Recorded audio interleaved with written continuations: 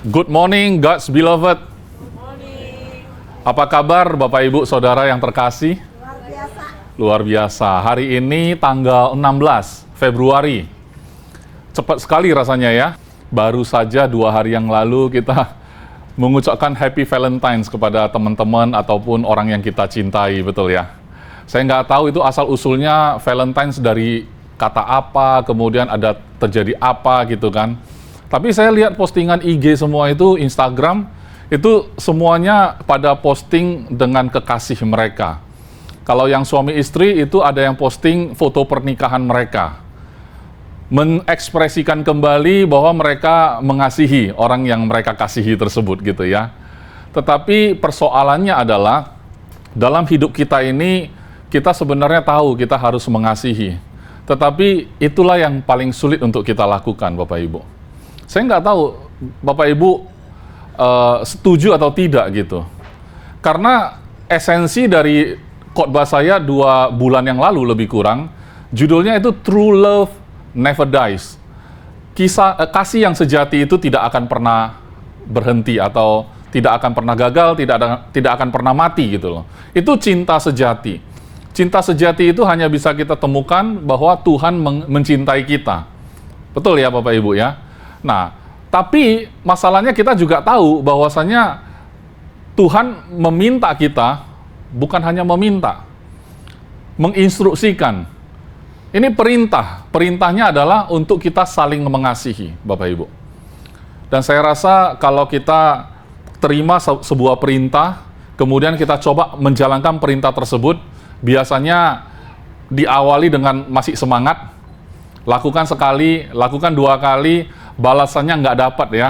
Feedback yang kita harapkan tidak kita terima, biasanya akan pudar. Mulai pudar, kita mungkin berpikir, mungkin saya tidak bisa meneruskan mengasihi orang ini. Karena bisa jadi Tuhan mau saya mengasihi yang lain gitu ya. Mengasihi yang lain saja, mungkin yang ini memang sudah hopeless gitu ya Bapak Ibu ya. Oke, saudara, saya akan masuk ke dalam firman Tuhan yang diambil dari Yohanes 15 ayat 9 sampai 27. Ini pembacaan firman Tuhannya agak panjang, tetapi kita cernanya itu 1 ayat per 1 ayat saja. Kita santai aja, kita nggak ada diburu waktu. Yang penting dalam firman Tuhan itu kita harus menikmati. Karena kalau makan, itu baca firman Tuhan itu kayak ibaratnya makan Bapak Ibu. Makan yang terburu-buru itu kayaknya tidak nikmat. Ya kan? Asal aja. Jadi seberapa enak pun makanan yang disajikan di atas meja, kalau kita makannya terburu-buru, saya rasa nggak kita nikmati ya. Setuju ya Bapak Ibu ya? Jadi usahakan setiap kali baca firman Tuhan, pelan-pelan kita renungkan, rasakan ini terbuat dari apa, itu rasanya, kalau misalnya keju yang suka ya, dia bisa rasain kejunya itu keju berasal dari negara mana gitu ya, bisa di-enjoy gitu, nggak terburu-buru. Oke. Dikatakan di ayat 9, seperti Bapa telah mengasihi aku. Oke? Demikianlah juga aku, maksudnya Yesus ya, telah mengasihi kamu. Tinggallah di dalam kasihku itu. Jikalau kamu menuruti perintahku, kamu akan tinggal di dalam kasihku. Seperti aku menuruti perintah Bapakku dan tinggal di dalam kasihnya. 2 ayat ini saya anggap satu kesatuan Bapak Ibu. Kita renungkan lagi bersama-sama. Kata Yesus, seperti Bapa telah mengasihi aku. Saudara, kalau kita memaknai mengasihi sesama kita adalah sebuah perintah, itu memang menjadi sangat sulit sekali. Kenapa? Karena manusia cenderung akan gampang mengasihi apabila dia juga dikasihi, Bapak Ibu. Persoalannya, kita tahu firman Tuhan, mungkin kita sering dengar khotbah pastor-pastor kan dari YouTube mungkin. Ya pokoknya kalau kita mengasihi, kalau kita menerima kasih itu terlebih dahulu, dan kita tahu bahwa kasih itu adalah kasih Bapa, kasih Tuhan, betul. Tetapi kenyataannya kita hanya gampang mengasihi kalau kita dikasih terlebih dahulu yang notabene datang dari manusia juga. Contoh ya, Anda datang ke tempat kerja. Di tempat kerja itu Anda tahu bahwa banyak sekali orang yang di dalam kantor itu tidak senang sama Anda. Anda merasa Anda tidak dikasihi di kantor itu. Anda bisa senyum nggak? Dengan tulus. Rasanya susah. Begitu masuk saja, saudara merasa mata mereka, pandangan mereka itu kayak lampu sorot. yang lagi nyorotin Anda, lagi cari kesalahan Anda. Dalam posisi seperti itu, saya yakin, saya nggak tahu, mungkin saudara bisa. Saya merasa sulit sekali untuk bisa senyum dengan lepas, untuk tulus berbicara dengan orang-orang, kalau kita tahu bahwa mereka semua tidak mengasihi kita. Tetapi Yesus dalam hal ini, dia mengatakan bahwa ada pattern-nya, ada pola, bahwasanya seperti Bapa telah mengasihi dia. Seperti Bapa telah mengasihi Yesus. Satu fakta yang sangat membuat saya agak terbangun gitu ya waktu baca ayat-ayat seperti ini. Kenapa Yesus tidak pernah mengambil Bapa jasmani dia sebagai referensi? Saudara pernah nggak membayangkan? Karena seringkali kita menjadikan alasan, Pastor kan nggak tahu, dalam rumah tangga kami, saya seorang anak yang tidak pernah lihat sosok orang tua saya sendiri, papa saya dalam hal ini. Pastor, kalau dalam hidupnya pastor mungkin enak ya, pastor hadir sebagai figur ayah bagi anak-anak pastor. Jadi mereka itu gampang membayangkan Bapak mengasihi anaknya gitu. Tapi saya itu susah, Pastor. Saudara harus ingat, Yesus tidak pernah mengambil Yusuf, Bapak jasmani dia, sebagai gambar, sebagai referensi. Bahwa sebagaimana seperti Bapakku Yusuf telah mengasihi. Enggak kan? Dia mengatakan seperti Bapa di surga telah mengasihi dia. Demikianan juga Yesus, yaitu Yesus sebagai manusia pada saat itu, telah mengasihi kamu, tinggallah di dalam kasihku itu. Kasihnya Bapa itu adalah tempat tinggal untuk kita. Tinggallah di dalam kasihku itu. Saya ambil terjemahan The Message ya Bapak Ibu ya. Saya akan coba bacain walaupun bahasa Inggris saya kurang bagus. I have loved you the way my Father has loved me. Make yourselves at home in my love. Santai ya. Ya. Buatlah dirimu seperti dalam rumahmu sendiri, di dalam kasihku itu. If you keep my commands, you will remain intimately at home in my love. That is what I have done, kata Yesus. Kept my Father's command and make myself at home in His love. Artinya, ayat 10, jikalau kamu menuruti perintahku, kamu akan tinggal dalam kasihku, kan, begitu ya. Dan kemudian juga, itu juga yang aku lakukan, kata Yesus. Aku juga tetap menuruti perintah Bapakku dan aku tinggal dalam kasihnya tersebut. Dia juga merasakan kasih Bapaknya adalah tempat tinggal yang sejati.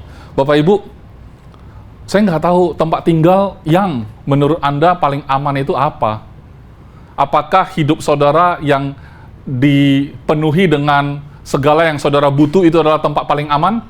Pastor, betapa indahnya kalau saya punya rumah berapa kali berapa lantai, kemudian dalamnya fasilitasnya apa. Betapa bahagianya aku kalau seandainya nanti di rumahku itu ada penghuninya, ada orang tua saya, ada anak-anak, kemudian nanti anak saya udah menikah.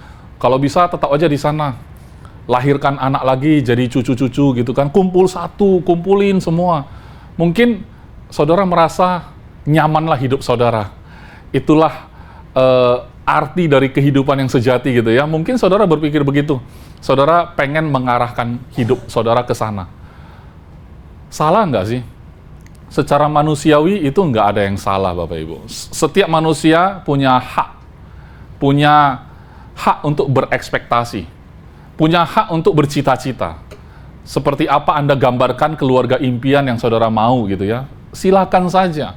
Tetapi saya mau kasih tahu satu berita, bahwa sebagus apapun yang saudara gambarkan, ya, dan seberapa persen pun saudara capai apa yang saudara gambarkan sendiri tersebut, tetap bukanlah satu tempat yang paling aman. Mengapa? Karena apa yang kita gambarkan itu, kalaupun kejadian, tetap tidak kekal, Bapak Ibu. Kalau bukan saudara yang meninggalkan barang itu juga bisa meninggalkan saudara. Atau kalau barang itu tidak meninggalkan saudara, saudara yang meninggalkan barang itu. Tidak ada yang kekal. Betul ya? Tetapi lihat Yesus. Mengapa dalam hidup dia, apapun yang dia hadapi dalam hidup, menurut saya Yesus tidak miskin ya saudara. Kalau saudara berpikir, Pastor enggak kok, katanya kan Yesus itu kaya, rela menjadi miskin. Jadi waktu Yesus jadi manusia, pasti dia menjalani hidup orang miskin. Enggak saudara. Yesus tidak menjalani kehidupan orang miskin. Yesus itu kaya sekali. Ingat ya, waktu dia itu lahir di kandang, ya, itu bukan karena orang tuanya tidak punya duit untuk sewa hotel ya.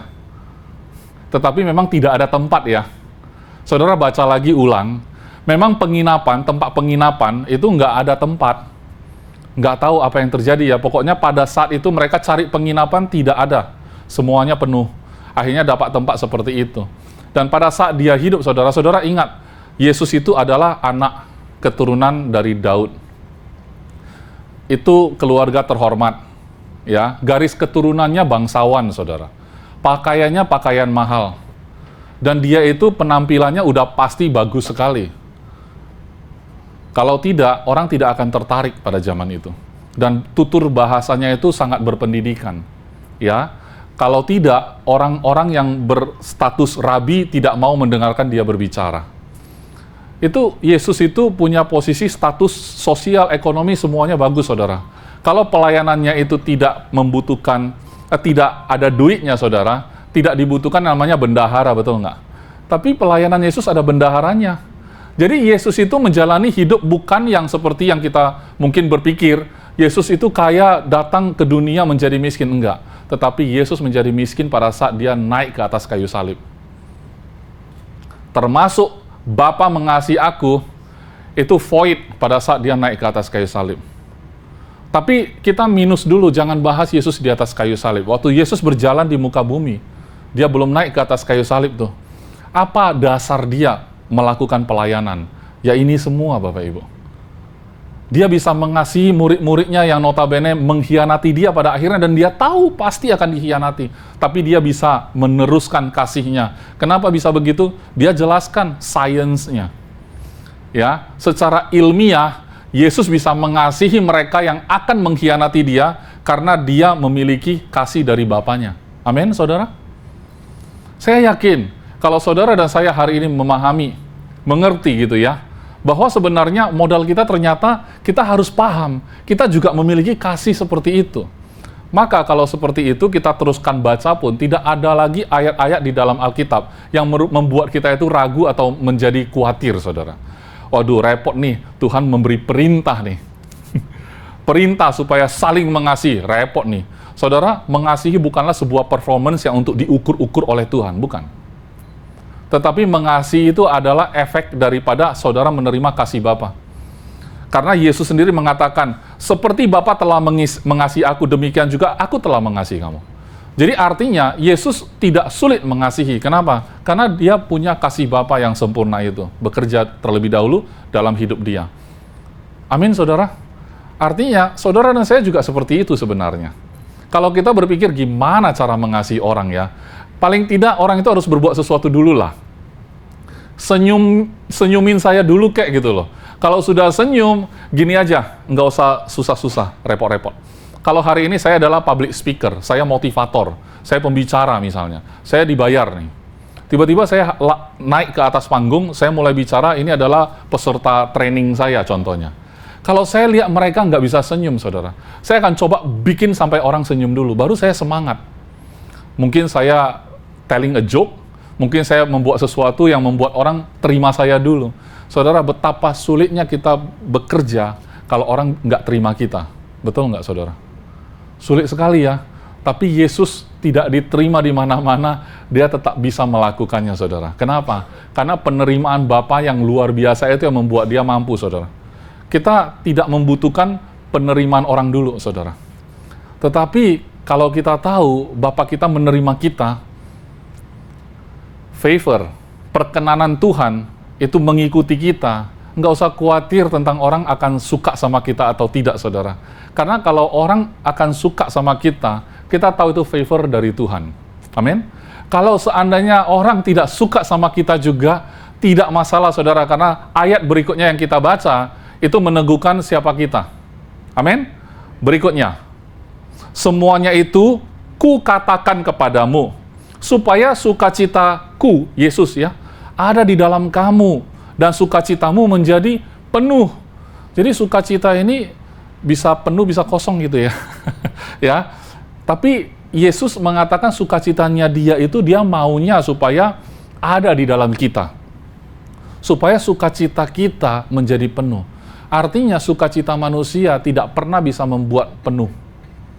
Tetapi sukacitanya Yesus yang jenisnya, jadi sukacita itu ada jenis-jenis ya. Kalau sukacitanya Yesus, dia kasih ke kita, maka sukacita kita menjadi penuh, saudara. Kata ayat 12, inilah perintahku. Nggak enak kan kata perintah kan. Pastor kan kita under grace. Kalau yang perintah-perintah itu kan under law. Enggak sih. Masa sih saya bilang ke anak saya mau instruksi. Perintah itu kan instruksi. Masa sih seorang ayah memberikan instruksi itu harus dimaknai sebagai Taurat? Tidak juga. Ya, inilah perintahku, yaitu supaya kamu saling mengasihi. Seperti aku telah mengasihi kamu. Yesus sedang menjelaskan sebuah lingkungan hidup yang normal untuk orang percaya, saudara. Di antara kita, ya kan, bisa diperintahkan untuk saling mengasihi. Ya. Dan by the way, kasih yang disebut-sebut di sini adalah agape. Kita tahu sebagai orang GBC, ya kan, apalagi sudah diajar oleh pastor-pastor yang wah, bahasa Ibrani, bahasa Yunani luar biasa, ya kan? Dan historinya juga luar biasa. Saudara tahu kan, kata mengasihi atau kasih itu ada beberapa jenis kan? Agape itu katanya jenis yang paling tinggi, yaitu kasih Tuhan. Jenisnya Tuhan. Kasih yang tanpa syarat katanya gitu. Memberi aja, tidak harap kembali, ya. Nah, itu adalah agape, jenis kasihnya Tuhan. Tuhan mengasihi manusia, membuat matahari terbit dari timur, tenggelam kembali ke barat, dan besok akan terbit lagi. Untuk orang berdosa juga terbit matahari. Untuk orang baik juga terbit. Orang jahat juga akan ada matahari untuk dia. Jadi, kalau sudah dicipta, dinikmati. Tidak ada pilih kasih. Jadi, agape. Ada jenis kasih kedua yang namanya phileo kan, saudara. Phileo itu adalah kasih persaudaraan ataupun pertemanan. Phileo itu saya rasa nggak bisa diperintah. Iskandar, saya perintah, kamu harus phileo sama si A. Oh, enggak, itu bukan bestie saya. Saya nggak bisa phileo dia. Bukan bestie, sorry. Ya kan? Oh, brotherhood, nggak bisa. Saya nggak suka dia. Ya kan? Karena dia nggak anggap saya brother, gimana saya anggap dia brother? Nggak bisa. Phileo nggak bisa diperintah, saudara. Kasih berikutnya yang namanya storge, ya, tulisannya storge. Kasih antara keluarga gitu ya. Karena ada hubungan, misalnya orang tua dan anak gitu ya, kakak dan adik gitu ya. Itu kasih yang memang timbul karena memang hubungan darah gitu. Nggak bisa diperintah. Kamu harus mengasihi dia ya, entah siapa itu. Sebagai kasih seperti ada hubungan darah yang nggak bisa. Nggak bisa. Nggak bisa diperintahkan kasih jenisnya storge. Kasih yang terakhir, yang sering digadang-gadang, eros. Asal katanya erotik ya. Kasih antara lawan jenis ya. Tapi kalau sudah LGBT, sesama jenis juga. LGBT, eros juga tuh. Tapi eros nggak bisa diperintah. Ayo, kamu nafsu dong sama dia. Nggak bisa kalau nggak suka, betul nggak? Nggak bisa. Tetapi agape bisa diperintah. Kalau saudara mengatakan, Tuhan nggak bisa, Tuhan saya nggak bisa agape dia. Petrus ditanya, bisa agape, nggak bisa agape? Nggak bisa sampai nangis ya. Sampai ketiga kali, Yesus yang menurunkan derajatnya ya, bisa nggak kamu phileo? Tuhan, aku nggak bisa. Sampai phileo pun nggak bisa. Ya, itu sebuah skenario yang diizinkan Tuhan hadir di Alkitab memberi gambaran ke kita. Tetapi saya mau kasih tahu, kenapa disebut perintah? Artinya memang itu bisa. Kalau tidak bisa, tidak mungkin disebut perintah, saudara. Amin ya, saudara ya. Nggak mungkin Tuhan memerintahkan sesuatu yang tidak bisa Anda lakukan. Nggak mungkin. Kenapa? Karena kita anak Tuhan. Kalau itu adalah perintah untuk membenci sesama, justru itu yang nggak bisa. Tapi kalau kalian harus saling mengasihi, ini perintah, wajar dong. Wajar dong, bukan sesuatu yang beban dong. Justru disuruh membenci itu yang beban dong. Betul nggak? Orang yang membenci saudaranya adalah membunuh. Oke, saya ganti bahasanya. Pastor Fredrik nanti bunuh Pastor Gav ya. Susah banget itu perintah ini. Wah susah. Gila aja nih Pastor Is, suruh saya jadi pembunuh. Kan gitu kan? Susah. Kenapa? Memang bukan DNA-nya kita. Tapi kalau DNA-nya memang pembunuh, wah itu gampang. Pastor, siapa lagi selain dia? Lanjut. Iya kan? Gampang, karena memang itu DNA-nya. Tapi kalau DNA kita bukan seperti itu. DNA kita adalah DNA Kristus. Kristus itu DNA-nya mengasihi, saudara. Dan DNA Yesus itu dia dapat dari Bapaknya. Amin? Tidak ada hambatan. Tidak ada DNA yang rusak, yang turun dari Bapa di surga ke Yesus. Tidak ada. Kadang-kadang itu kenapa kita lihat ya, Bapaknya baik. Anaknya kok nakal banget ya. Kok DNA Bapaknya nggak nurun ya? Kadang-kadang curiga sama istrinya ya, mamanya. Ini asli nggak sih? Darah bapaknya bukan sih? Kenapa beda banget ini anak sama bapaknya, kan begitu ya? Bapaknya baik banget, soleh banget, kok anaknya nakal seperti ini gitu ya? Sampai kayaknya DNA-nya rusak, ini rusak-rusak, istri yang disalahkan. Ya kan? Nah jadi saya yakin ya kalau itu namanya perintah, kalau kita bilang Tuhan aku nggak bisa agape, ingat, agape itu bukan kamu yang disuruh mengasihi, tapi Tuhan yang mengasihi. Kamu cuma disuruh alirkan kasihku. Alirkan kasihku. Enggak butuh kamu bisa, butuh kamu mau aja. Itu namanya ketaatan. Pastor Paul minggu lalu juga khotbahnya kan begitu ya. Ilustrasinya adalah anak kecil yang dia pangku di atas kakinya, dan dia nggak tahu anak ini namanya siapa. Anak ini juga nggak tahu Pastor Paul ini siapa. Tapi ketika disuruh kamu berjalan ke arah kamera, dia berjalan, lambaikan tangan. Oke, balik ke sini, dia balik aja. Bisa nggak? Bisa. Kalau seorang bapak meminta anaknya melakukan itu, bisa. Pasti bisa. Nggak mungkin bapaknya bilang, coba kamu bangun rumah sebelah. Nggak mungkin. Nggak mungkin. Pasti bapak kalau memberikan instruksi, itu pasti dia tahu anaknya bisa. Dan itu adalah hal normal. Berjalan ke sana hal yang normal. Lambaikan tangan hal yang normal. Anaknya bisa lakukan, tetapi menjadi seperti seorang anak kecil, artinya walaupun anak tidak paham, dia lakukan juga. Kalau misalnya saudara tergerak oleh belas kasihan, mungkin saudara lagi makan di food court. Si emas-emasnya itu lagi bersih-bersihin meja saudara.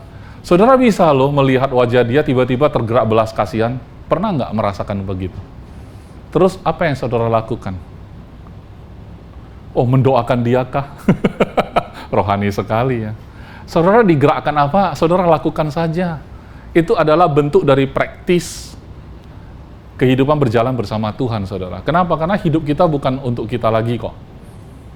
Kalau saudara mampu melakukan sesuatu, dan Tuhan gerakkan saudara lakukan, dan anyway memang Tuhan menggerakkan kita lakukan biasanya kita apa yang kita bisa. Ya. Tapi kalau saudara merasa mustahil, mungkin iya. Masa sih saya harus begitu? Masa sih saya harus begitu gitu ya? Saudara harus ingat, kalau dia memberi perintah, sebenarnya dia yang akan menggenapinya. Kalau dia bilang saling mengasihi, sebenarnya yang perlu kita lakukan adalah alirkan kasihnya dia juga. Bukan suruh Anda sendiri produce kasih. Kalau saudara produce kasih itu phileo. Produksilah. Enggak semua orang saudara bisa lakukan phileo. 1 hari, 2 hari kita bina hubungan, kita bisa phileo sama dia.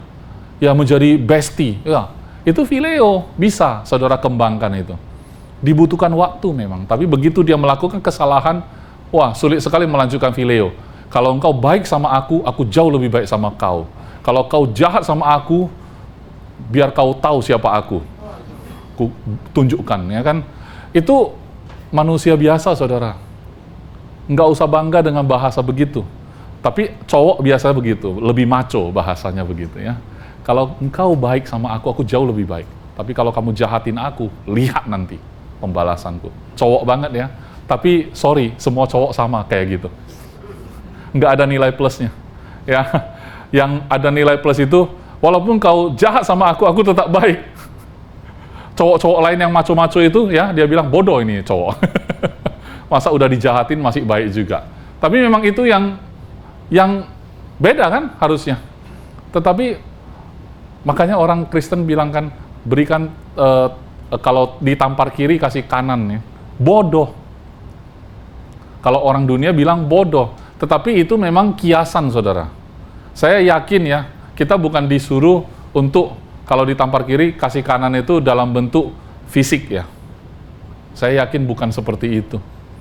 Tetapi maksudnya kamu memang tidak membalas ya. Kamu tidak membalas karena orang melihat Anda tidak membalas, dia stres sendiri, saudara. Saudara pernah nggak kalau orang udah lagi marah, saudara baik tetap sama dia, dia makin emosi, saudara. Kalau di Amsal kalau nggak salah ya, itu ibaratnya menaruhkan bara api di atas kepalanya orang ini. Tapi kalau saudara ikutan marah, wah puas, memang dia mau itu. Supaya bisa ada berbalas-balasan, kemudian mungkin pukul-pukulan berakhir di penjara. Puas dia. Karena seseorang pasti kena hukum gitu ya. Tapi ketika seseorang tidak ada yang dihukum, dia marah-marah mau curahkan nggak bisa, saudara juga tetap santai gitu ya. Dia emosinya nggak bisa diselesaikan. Itu lebih stres loh, saudara. Jadi saya sarankan, bukan perintah. Kalau perintah biar Yesus aja. Kalau saya cuma menyarankan, saudara.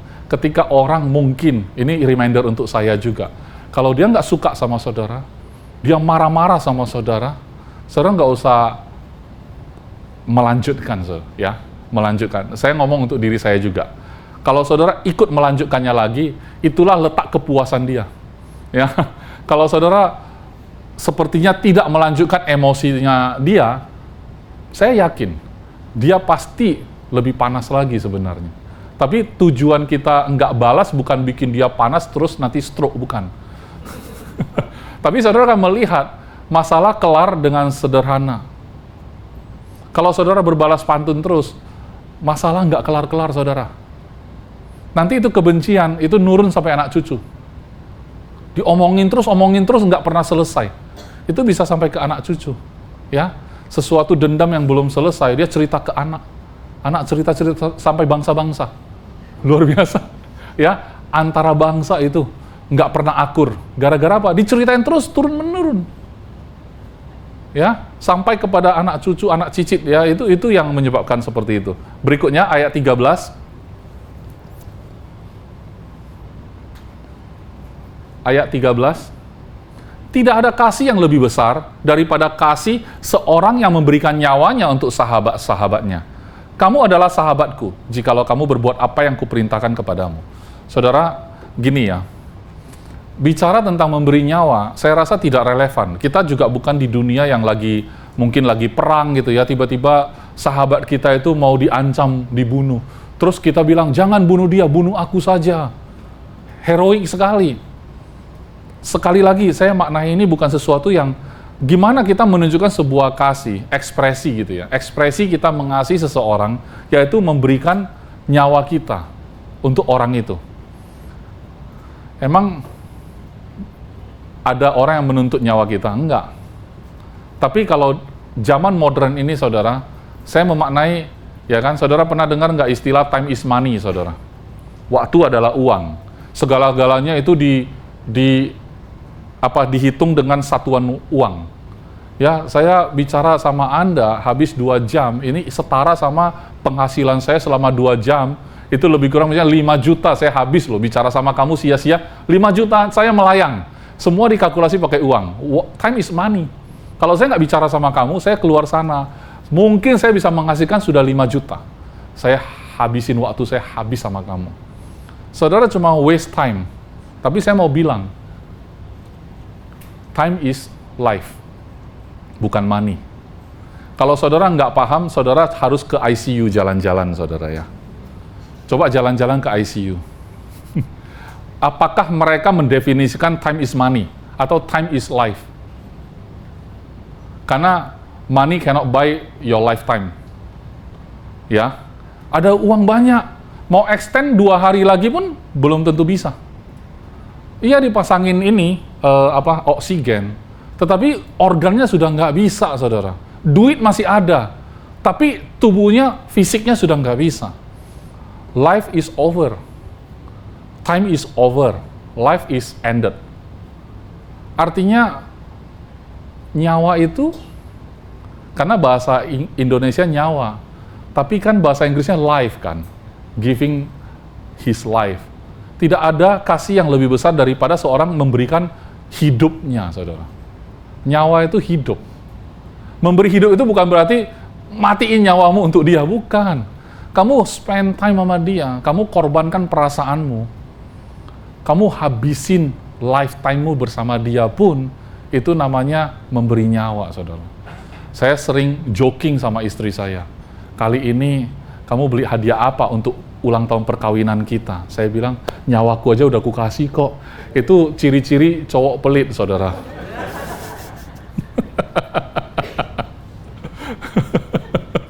Kalau dia ngeyel, saya bawa dia ke ICU. Bercanda ya, saudara ya. Tetapi memberi nyawa untuk sahabat-sahabatnya tidak harus selalu berbicara tentang kami siap mati untuk saudara-saudara kita, ya kan? Sekristen, saudara kita lagi di sana, lagi diserang misalnya, ditindas. Mari kita pergi ke sana, menunjukkan, saudara, bukan agape, itu phileo. Itu kasih persaudaraan.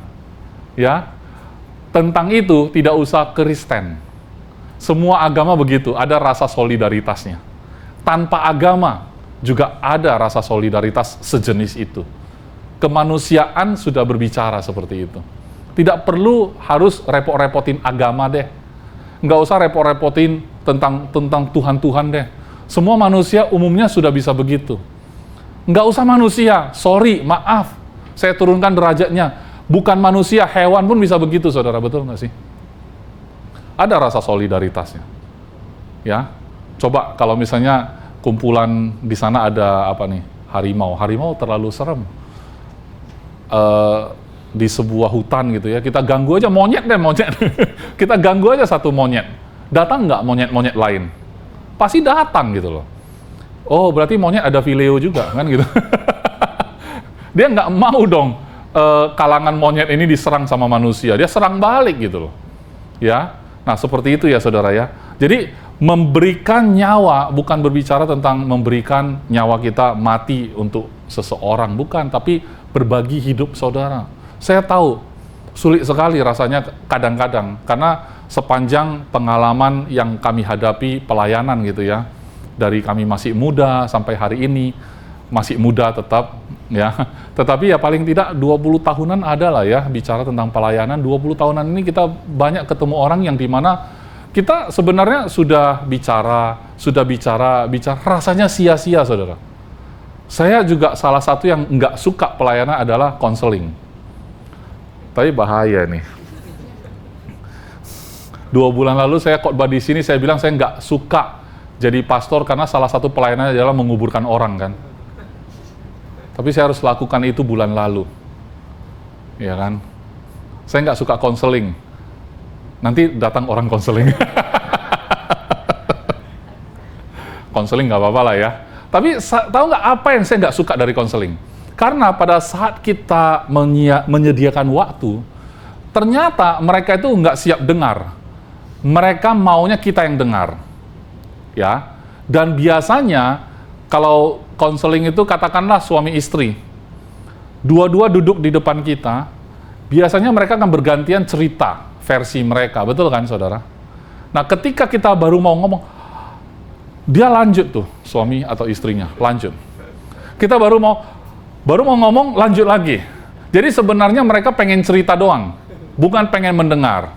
Kalau misalkan konseling, biasanya saya di depan saya ngomong, karena sudah tahu kan, kita udah ngomong duluan. Pertama, jawabannya tetap Yesus. Kedua, konseling cuma butuh sekali sebenarnya. Karena kalau kita nggak paham solusinya adalah Yesus di pertemuan pertama, saya rasa pertemuan kedua akan sama aja. Karena jawabannya tetap Yesus. Setuju nggak? Kalau dia setuju, disclaimer di depan nih. Kalau setuju baru lanjut. Kalau enggak, karena sudah menyerahkan nyawa terlalu lama nih. Dalam konseling-konseling, saya sudah serahkan nyawa banyak. Maksudnya waktu banyak dan banyak sia-sia. Karena memang mereka cerita. Pertemuan kedua itu cuman extended story, untold story aja. Pastor, kemarin saya belum cerita ya. Sebenarnya sebelum itu kejadian, saya sebenarnya udah cukup sabar. Sebelum itu terjadi, Pastor, ini yang terjadi. Dia cerita lagi, kita dengerin lagi. Itu nggak akan kelar, saudara. Kenapa? Karena mereka memang pengen cerita doang. Saudara mungkin bisa nasihatin saya, Pastor, memang sometimes orang itu butuh didengar doang, tidak butuh mendengar, cuma butuh didengar, habis itu selesai. Enggak, saudara. Saya nggak pernah dengar orang cuma didengar aja selesai. Enggak. Setelah dia lihat kita nggak bereaksi, saudara, dia cari pendeta lain yang bisa kasih reaksi, paling tidak emoticon. Paling tidak ada emotikonnya. Baru dia merasa puas, saudara. Kalau saudara cuma ya gitu aja, dengar aja, memang saudara siapkan diri hanya untuk mendengar, masalah selesai dong. Nyatanya kan enggak. Setelah didengar, dia episode 2, episode 3, episode berseri-seri lah pokoknya lah. Kalah lah drama Korea, ya. Ya, kemudian ayat 14, kamu adalah sahabatku jikalau kamu berbuat apa yang kuperintahkan kepadamu. Jadi sebenarnya antara Yesus dan murid-murid, Yesus menganggap mereka sahabat-sahabatnya, ya. Dan sebenarnya sederhana kok, antara kalian saling mengasihi. Tetapi saudara, ini masih normal hidupnya Yesus bersama murid-murid. Di penghujung-penghujung waktu Yesus belum diserahkan, saudara, murid-muridnya bertanya kepada Yesus, siapa yang terbesar di antara kita? Gimana? Tidak sia-sia, saudara. Saya rasa apa yang kita rasakan hari ini, penderitaan tidak sebanding apa yang Yesus rasakan, saudara. Kita kan tidak maha tahu. Kita sok tahu aja kita sebel sama orang. Kita yang tidak maha tahu aja sebel. Kita kadang-kadang tahu, tapi yang sok tahu, ya, bukan benar-benar tahu gitu ya. Yang sok tahu aja kadang benar kan. Yang kita sok tahu itu kadang benar kan. Asumsi-asumsi itu kadang benar. Ini orang pasti begini, betul-betul. Nah, itu aja kita sebel sama orang yang kita udah tahu dia mau cerita, sebel sama dia. Tapi Yesus bukan cuma tahu dia akan berkhianat. Sudah ngomong, sudah kasih tahu, ya kan, saling mengasihilah kalian ya. Tiba-tiba di ujungnya, siapa yang paling besar di antara kita? Di mana rasa saling mengasihi itu? Kayak omong kosong gitu loh. Seorang master dikelilingi murid-murid yang tampaknya sayang banget sama dia. Tapi sejentik kuku aja, mereka tinggalin dia. Dihianati begitu aja, saudara. Dan Yesus pun dari awal sudah tahu itu akan terjadi, saudara. Gimana rasanya, saudara? Makanya bersyukur kepada Tuhan, kita tidak maha tahu. Kalau kita maha tahu, saudara, kita diam aja duduk di rumah, udah kecewa sendiri. Karena kita maha tahu. Iya kan? Betul nggak? Gara-gara kita maha tahu, kita nggak menikmati hidup. Justru kita nggak tahu, seru gitu hidup ini. Kadang-kadang kita minta Tuhan, kasih tahu saya, beri hikmat. Seolah-olah kalau tahu semua itu namanya hikmat. Belum tentu, saudara. Ada hal-hal yang kita nggak tahu itu lebih baik. Supaya jalannya lebih seru aja gitu. Kalau kita tahu semua, duduk aja begitu udah kecewa duluan. Kok ibu tiba-tiba nangis? Iya, saya tahu di sana orang ngomongin saya. Sedih nggak? Duduk aja gitu nangis. Bu, kok tiba-tiba nangis? Iya, di Medan sana ada yang ngomongin saya. Padahal saya sayang banget sama dia. Tapi hari ini dia ngomongin saya. Sekarang lagi ngomong, saya dengar tuh. Wah. Saudara dan saya tidak bisa handle. Kalau saudara diberi kuasa untuk mengetahui semua, nggak bisa handle. Oleh sebab itu, tempat paling aman adalah Tuhan tahu semua, dia bisa handle, saudara.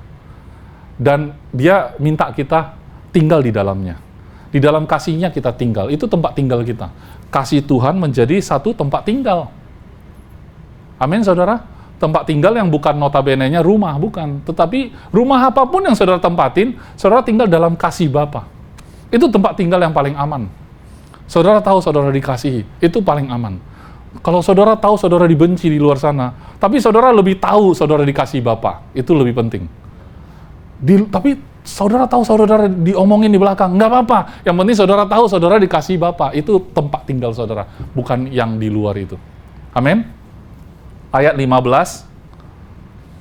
Aku tidak menyebut kamu lagi hamba, sebab hamba tidak tahu apa yang diperbuat oleh tuannya. tetapi aku menyebut kamu sahabat. Karena aku telah memberitahukan kepada kamu segala sesuatu yang telah kudengar dari Bapakku. Jadi Yesus berbicara pun sumbernya dari Bapa, saudara. Yesus itu adalah gambaran betapa transparannya kehidupan seorang anak manusia. Seperti apa Bapa itu, seperti itulah dia. Nah, porsi kita adalah seberapa transparan kita, seperti apa Yesus, seperti itulah kita hari ini. Seberapa transparan kita juga. Kalau transparan, itu demi kebaikan siapa? Demi kebaikan kita. Karena kalau kita dibenci, kita nggak merasa kita yang dibenci. Ini ada ayatnya berikutnya ya. Berikutnya, ayat 16. Bukan kamu yang memilih aku, tetapi akulah yang memilih kamu. Dan aku telah menetapkan kamu, supaya kamu pergi dan menghasilkan buah. Dan buahmu itu tetap, supaya apa yang kamu minta kepada Bapa dalam namaku, diberikannya kepadamu. Ini ilmiahnya ya. Ini saintifiknya. Kenapa kita minta dalam nama Yesus kita bisa dapat?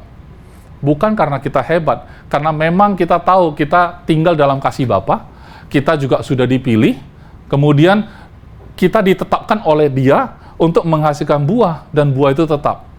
Artinya, apapun yang kita minta dalam nama Yesus, itu diberikan kepada kita.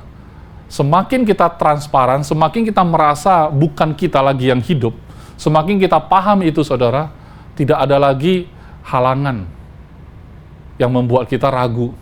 Memang kadang-kadang, kok beda ya pastor, hari ini saya doakan orang sakit, besok saya doakan nggak sembuh, kemarin sembuh loh. Kita mencari-cari salahnya di mana ya. Saudara, kalau saudara masih cari salahnya di mana, saudara, berarti yang sembuhin adalah saudara. Tapi kalau yang sembuhin adalah Tuhan, kenapa saudara ambil pusing? Kemarin kok bisa, hari ini kok nggak bisa? Itu kan Tuhan yang sembuhin. Kalau memang Tuhan yang sembuhin, kenapa saudara ambil pusing? Kalau saudara tergerak doain, ya doain. Saudara nggak tergerak doain, saudara nggak doain juga nggak salah kok. Saudara digerakkan untuk doain, saudara tetap tidak doakan, emang saudara masuk neraka? Enggak juga. Tuhan punya banyak anak-anak Tuhan. Anak-anaknya tersebar di mana-mana. Saudara tidak mau, selalu ada yang mau. Oke? Tapi kalau kita tinggal dalam pemahaman bahwa ini privilege. Kalau Tuhan taruh ini dalam hatiku, kalau aku lakukan ini adalah satu keistimewaan. Saya mau lakukan. Saya katakan ya untuk melakukan. Itu privilege.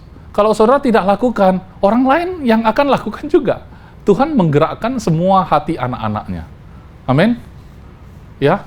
Oke, kemudian ayat 17, inilah perintahku. Oke? Berapa kali, saudara, disebut ini perintah kepadamu. Kasihilah seorang akan yang lain. Ayat 18, jikalau dunia membenci kamu, ingatlah bahwa ia telah lebih dahulu membenci aku daripada kamu. Yesus memperhitungkan saudara dan saya sebagai dirinya sendiri, saudara. Amin, saudara? Kalau begitu, perhitungkanlah diri kita yang masih hidup ini punya daging sebagai milik Kristus. Pertanyaannya, saudara, rela enggak? Ini on-off soalnya. Kadang-kadang bisa, pastor. Kadang-kadang nggak bisa. Kalau saya dimaki orang, saya pasti harus lawan. Kalau enggak, saya disebut orang bodoh. Saudara harus ingat, ketika orang benci sama saudara, sebenarnya dia benci sama Yesus. Yesus yang ngomong. Ya. Jadi nggak usah baper lagi lah. Kenapa? Yang mereka tidak hormati adalah Yesus, bukan saudara. Kalau saudara dipuji, sebenarnya mereka sedang puji Yesus. Nggak usah GR juga, saudara. Ini rumusnya ya, saudara ya. Yang saya sebut transparan tadi, ini rumusnya. Kalau saudara dibenci, Yesus bilang, bukan kamu yang dibenci, mereka lebih dahulu membenci aku. Oke? Karena identitas saudara melekat pada dia.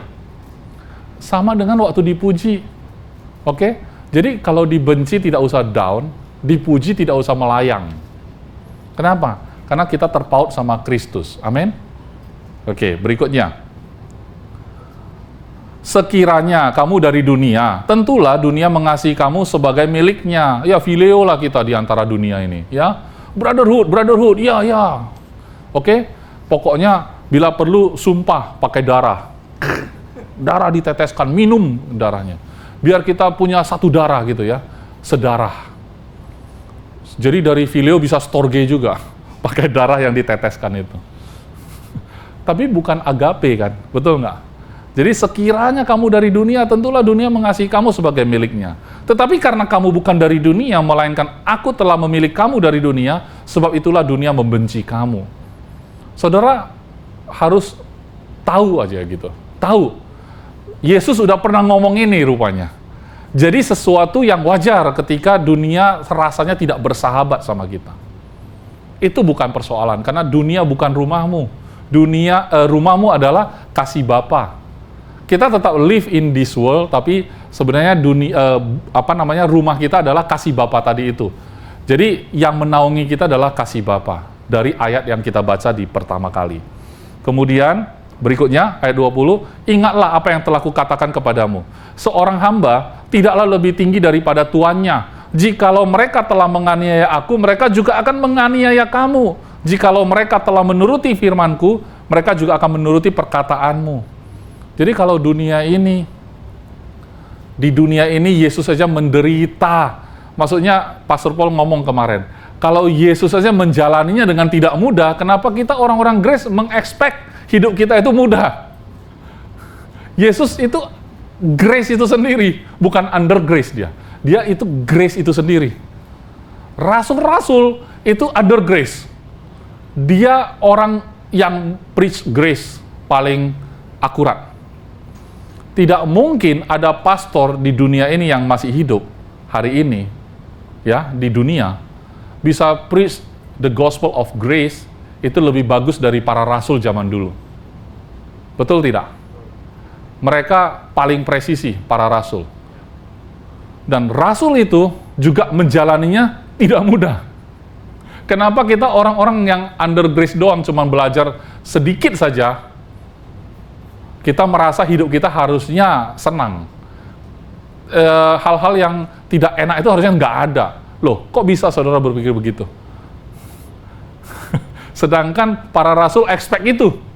Memang dunia begitu. Kenapa? Yesus pernah ngomong begini. Jadi nggak usah shock, nggak usah surprise. Kalau saudara baca firman Tuhan, hidup kita tidak ada yang surprise. Firman Tuhan terlebih dahulu memberitahu kita. Amin, saudara. Kenapa anak-anak tertentu hidupnya bisa surprise-surprisean? Karena di rumah nggak diajar. Nanti di luar sana akan kejadian begini, akan ketemu begini, manusia banyak modelnya, begini-begini, diajarin nggak sama orang tua. Kalau diajarin, waktu dia keluar sana, oh ya papaku pernah ngomong, betul nggak? Tapi kalau dia otodidak, itu yang berat memang. Banyak anak-anak Tuhan otodidak. Harus tabrak tembok, tabrak sana sini, konseling sana sini, pindah gereja sana sini, baru dia dapat esensinya. Itu pun tidak sempurna. Tapi ada orang yang santai aja, duduk dengar, konsisten aja dengar, paham tuh. Dia paham ketika ketemu masalah, tetap ketemu masalah ya. Tapi ketika ketemu, dia tidak bereaksi seperti orang yang lain. Dia tahu, ya biasa ini. Yesus pun pernah mengalami begini. Jadi itu yang membedakan orang baca firman atau tidak sebenarnya.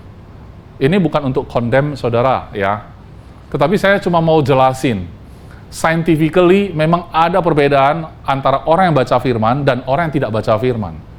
Dan scientifically juga ada beda orang yang baca firman Tuhan, percaya begitu saja, ada yang bertanya terus. Scientifically ada beda itu. Pasti ada bedanya.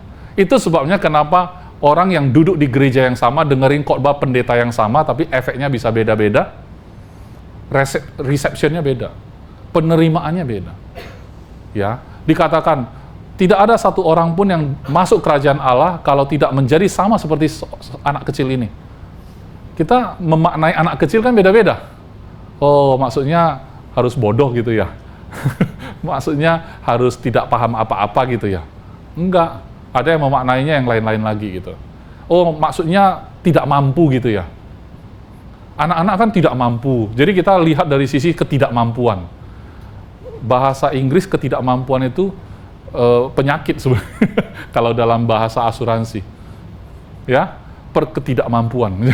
Jadi tidak memaknai sebagai anak kecil adalah seolah-olah kita tidak mampu kayak anak kecil. Bukan.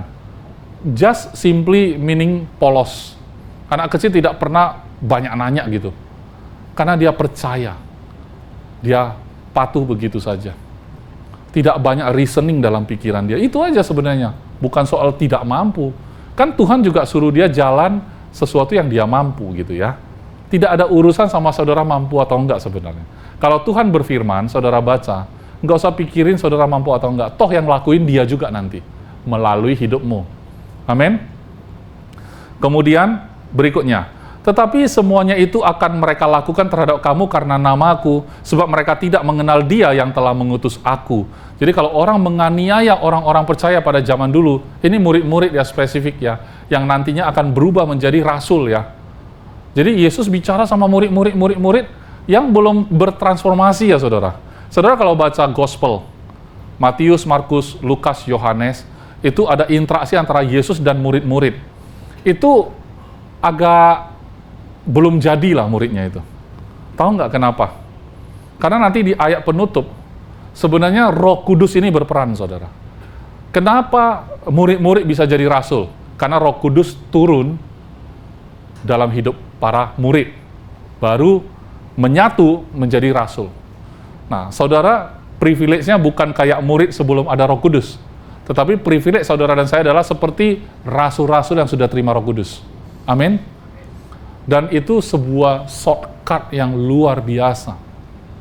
Kalau saudara menjadi salah satu dari murid-murid Yesus dan hidup bersama Yesus waktu itu, saudara akan lakukan jauh lebih parah dari yang muridnya lakukan.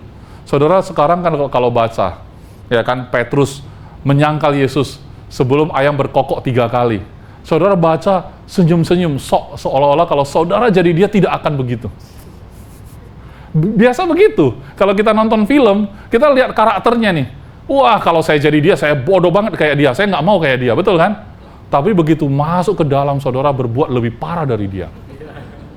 Kayak cerita time traveling yang saya sering pakai itu contoh. Ya kalau bisa time traveling, saya masuk ke zaman Adam sebelum dia makan.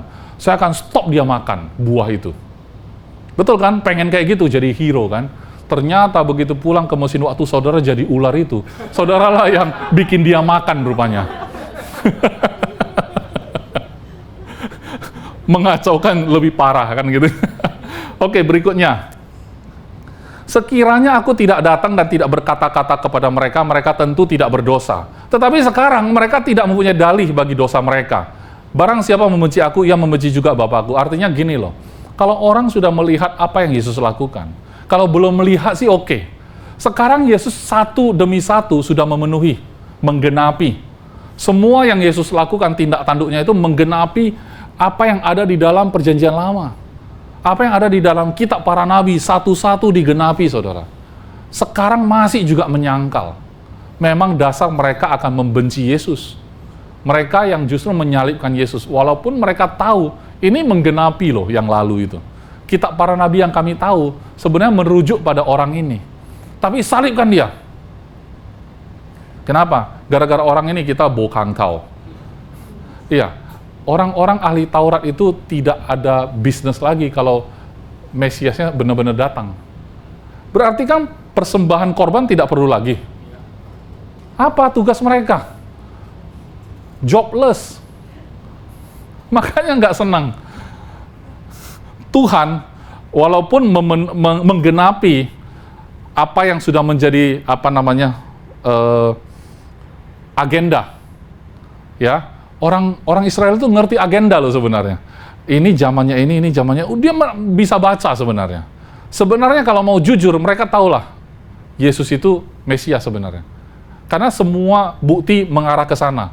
Tapi, ya itu, lebih banyak mudaratnya bagi mereka daripada manfaat. Salibkan aja.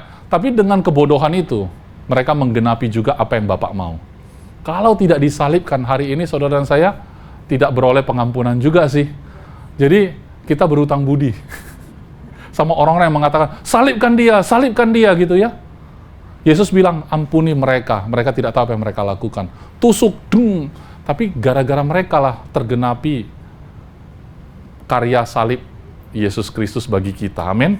Berikutnya, sekiranya aku tidak melakukan pekerjaan di tengah-tengah mereka seperti yang tidak pernah dilakukan orang lain, mereka tentu tidak berdosa. Mereka nggak bersalah kalau belum ada bukti-bukti penggenapan. Tetapi sekarang, walaupun mereka telah melihat semuanya itu, namun mereka membenci baik aku maupun Bapakku. Berikutnya, tetapi firman yang ada tertulis dalam kitab Taurat mereka harus digenapi. Titik 2, mereka membenci aku tanpa alasan. Ini dapat dibaca di Mazmur. Ada dua posisi di mana sebenarnya Yesus itu adalah gambaran manusia yang dibenci tanpa alasan. Jadi saudara, pernah nggak dibenci tanpa alasan? Atau saudara membenci orang tanpa alasan? Lebih parah lagi. Saya nggak tahu, pokoknya ngelihat dia aja, benci aja. Saya ngelihat muka dia aja, nggak suka aja. Emang dia salah apa? Nggak tahu, pokoknya nggak suka aja. Ada orang kayak gitu. Yesus pernah ngalamin itu, saudara. Yesus pernah ngalamin itu. Dia sebenarnya nggak ada alasan kenapa harus benci. Orang mati dibangkitkan, masa harus dibenci? Orang buta, dia celikkan matanya, masa orang kayak gitu dibenci? Ya kan, orang kerasukan setan, diusir setannya, dibenci. Memulihkan hidup orang-orang, dibenci, saudara. Makanya, saudara, kalau dalam pelayanan saudara ketemu masalah A, B, C, kecil, terlalu kecil, saudara. Terlalu kecil. Dalam pelayanan Yesus, itu dia hadapi yang paling besar. Dia benci tanpa alasan, dibenci tanpa alasan. Ayat 26. Ayat 26, jikalau penghibur yang akan kuutus dari Bapa datang, yaitu roh kebenaran yang keluar dari Bapa, ia akan bersaksi tentang aku. Jadi Yesus itu selesai karyanya setelah di atas kayu salib, hari ketiga dia bangkit, 40 hari kemudian dia naik ke surga, duduk di sebelah kanan Allah Bapa. Selesai. Yesus selesai. Tapi roh kebenaran yang keluar dari Bapa turun ke atas mereka, murid-murid, saudara dan saya hari ini. Dan ia, yaitu roh kebenaran itu akan bersaksi tentang Yesus. Yesus duduk. Sampai hari ini kita bersaksi tentang Yesus. Hidup kita adalah kesaksian tentang Yesus. Kenapa? Karena roh kebenaran itu hidup dalam saudara dan saya. Amin. Penutupnya ayat 27. Tetapi kamu juga harus bersaksi, karena kamu dari semula bersama-sama dengan aku. Saudara dan saya, hari ini hidup kita, kalau namanya bersatu dengan hidupnya Yesus, itu nggak bisa dipisah, saudara. Kalau Pastor Paul suka pakai analogi bahwa kita tinggal dalam Kristus. Oke? Kalau kita tinggal dalam Kristus, artinya yang bisa dilihat adalah Kristus, karena kita di dalam Dia. Kalau Bapa melihat kita, Dia melihat Yesus, nggak melihat kita lagi. Saudara jungkir balik, ya tapi kadang saya percaya, kadang saya nggak percaya, kadang saya berhasil, kadang saya gagal, Pastor. Tapi selama saudara dalam Kristus, Bapak tidak melihat itu. Bapak melihat Yesus. Amin. Bapak memalingkan wajahnya ke sebelah kanan pun, duduk di sebelah kanan Dia adalah Yesus, kita ada di dalam. Dia berkenan sama kita. Dan tempat paling aman untuk kita adalah itu, duduk di sebelah kanan Allah Bapa. Dan tentu kasih Bapa itu yang tidak bersyarat, tidak berbatas, tidak pernah gagal, tidak pernah berakhir, kekal, itu menjadi tempat tinggal kita. Tetapi saat kita bergerak di bumi ini, kita ketemu dengan berbagai jenis manusia, berbagai jenis persoalan, berbagai jenis tantangan. Kalau Pastor Paul bilang raksasa, kita ketemu raksasa, tantangan dalam hidup kita, yang mungkin membuat kita itu merasa hidup kita itu belum berguna, kalau raksasa ini belum takluk. Seolah-olah hidup saudara tidak berguna rasanya, hanya gara-gara 1-2 hal saudara belum menang. 1-2 hal saudara belum beresin dalam hidup saudara. Saudara merasa hidupku nggak berarti, hidupku nggak berguna, hidupku tidak berharga. Itu adalah tipuan iblis, saudara. Tetapi Bapak mau bilang, engkau anakku, kepadamu aku berkenan, aku mengasihi engkau. Amin.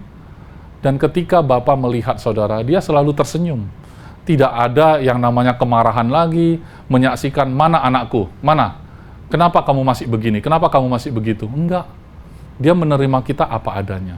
Pertanyaannya, kenapa ada orang-orang percaya yang hidupnya itu selalu sepertinya gampang menaklukkan giant, raksasa. Tantangannya juga dia bisa hadapi dengan mudah, kelihatannya, saudara. Tetapi pada kenyataan waktu orang-orang anak-anak Tuhan ini bergerak, ya, apapun yang mereka kerjakan gitu ya, bergerak, mereka punya pergumulan mereka. Betul, mereka hadapi pergumulan mereka. Yang saudara bilang, kok kelihatannya gampang ya? Karena sudah selesai. Karena itu sudah menjadi masa lalu. Makanya biasanya orang bersaksi kan biasanya karena sudah lewat ya saudara ya. Ada nggak orang bersaksi, nanti saya akan hadapi kesulitan? Kan enggak. Orang bersaksi itu kan, kemarin saudara saya mengalami begini. Tapi puji Tuhan, haleluya, bla bla bla. Udah selesai punya ini, baru dijadikan kesaksian kan. Tetapi sama, Yesus mati bagi kita itu juga sudah kejadian punya. Kesaksian kita sama, tentang apa yang Yesus sudah lakukan. Sesuatu yang sudah berakhir, berlalu gitu loh. Tetapi ingat saudara, apa yang nanti saudara hadapi, itu juga akan jadi kesaksian. Kenapa? Nanti dan kemarin, atau sekarang sedang dihadapi, di mata Tuhan tidak ada timeline. Dia hidup dalam kekekalan. Semuanya sudah selesai. Semuanya bagi Tuhan sudah selesai. Sampai ekstrimnya, saudara. Waktu adik laki-laki saya, tapi kami semua laki-laki sih. 6 bersaudara laki-laki semua. Adik saya ada yang meninggal ya di usia 35. Anaknya masih kecil waktu itu. Mertuanya nanya saya. Mertuanya bukan orang Kristen. Dia bilang, saya percaya adikmu yaitu menantu kami pasti masuk surga. Pasti masuk surga. Cuman saya penasaran. Dia masih bisa sedih nggak ngelihat istri dan anaknya hidup di dunia? Dia nanya begitu. Saya nggak tahu kok bisa jawab spontan ya saudara. Tidak perlu setuju sama saya ya. Ini jawaban spontan saya. Saya bilang, sekarang aja orang yang meninggal ya, kalau namanya masuk surga, mereka nggak ada urusan waktu lagi. Sekarang aja mungkin bagi dia sudah bersama dengan anak dan istrinya di sana. Nggak ada perasaan, oh belum tuh. Karena sudah dalam kekekalan kan. Jadi nggak ada isu lagi sebenarnya. Yang ada isu itu adalah orang yang masih hidup dalam timeline seperti kita. Masih tanggal 16 Februari 2025, besok tanggal 17, ya kan? Ingat ya, mobil harus ganjil ya besok ya. Banyak libur lupa kan, salah bawa mobil kan, platnya. Tangkap nanti kan gitu ya. Semuanya bikin planning segala macam, karena apa? Karena memang kita belum selesai dengan timeline kita. Tapi Yesus pernah once in his life juga berada dalam timeline. Betul kan? Dia lahir dari Maria gitu ya, usia 30 dia mulai berjalan di dalam pelayanan 3,5 tahun, dia tahu bakal disalib. Bayangkan saudara, timeline dia jelas, lahir untuk mati, tapi mati untuk bangkit untuk naik, duduk di sebelah kanan Allah Bapa. Dia timelinenya jelas banget gitu, dan semuanya sesuai timeline. Iblis pikir udah menang, tapi justru itu memenuhi timeline. Luar biasa sekali. Jadi timeline kita serahkan pada Tuhan deh. Amin saudara. Dan kita tidak akan pernah gagal kalau kita hidup tinggal di dalam pribadi yang tidak pernah gagal tersebut. Jangan definisikan apa yang saudara sedang hadapi saat ini sebagai sebuah kegagalan, kalau saudara merasa belum berhasil. Jangan definisikan itu. Amin. Jangan definisikan juga hubungan-hubungan yang saudara merasa hari ini belum pulih, tetapi masih bergumul nih, pastor. Jangan simpulkan itu. Karena di mata Tuhan semuanya sudah selesai. Jadi kalau masih seperti belum, berarti belum di akhir. Ya, kan katanya indah pada akhirnya. Jadi kalau belum indah berarti belum berakhir, saudara. Ya, indah pada akhirnya kan. Berarti kalau belum terasa indah, belum akhir dong. Jadi akhirnya saudara, saya mau ucapkan, kalau saudara tinggal dalam Kristus, saudara ada di dalam Sang Kasih itu sendiri. Perintah tentang kita harus saling mengasihi bukanlah sesuatu yang sulit bagi kita. Justru saudara harus lihat, untuk membenci orang itu yang sulit. Karena memang DNA kita bukan DNA membenci. DNA kita adalah DNA Kristus yang selalu mengasihi karena Dia adalah kasih itu sendiri. Mari kita bangkit berdiri, saya ingin berdoa untuk kita semua di tempat ini.